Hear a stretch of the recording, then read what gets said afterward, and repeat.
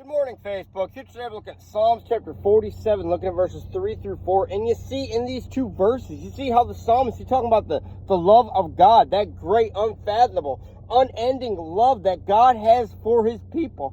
And you see here in verse 3, the psalmist, he's telling us everything that God has done for his people, how he brought them out of slavery after 400 years in Egyptian bondage, how he got them through the wilderness when there was no way possible. And then at the end of all hope, when there was no hope and all hope seemed lost and they were at the edge of the Red Sea, there was no hope left. The Egyptian army was behind them.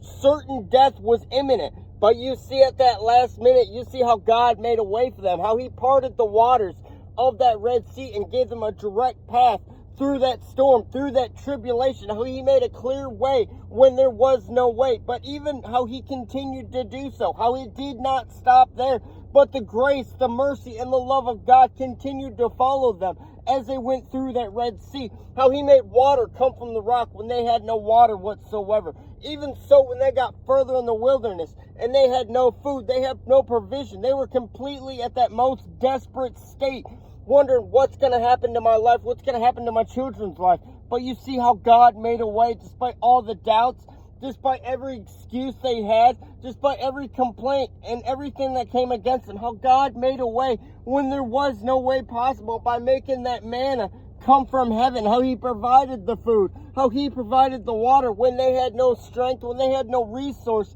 in and of themselves. But you see here yesterday, we celebrated the whole story of Easter, how Jesus Christ, after that third day, he resurrected from the dead. But you see, it wasn't just the fact of what he did on our behalf, how he went to that cross, but it was also what he knew while he did it, and even in the process of doing it. You see, it was much like the whole story of Palm Sunday, when he went through the gates of Jerusalem, and everybody held, "Hail, Hosanna, Lord, King of the highest."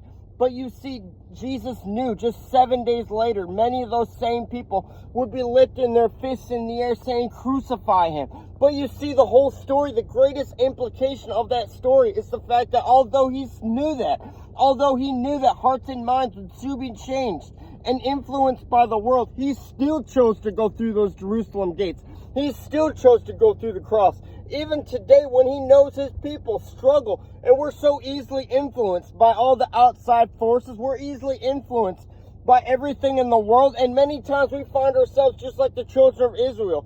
Despite everything God does, we find a reason to complain, we find a reason to bitter. But as Christians, when we start our day, can we look to God, remember every blessing he's done in our lives, despite everything that we have to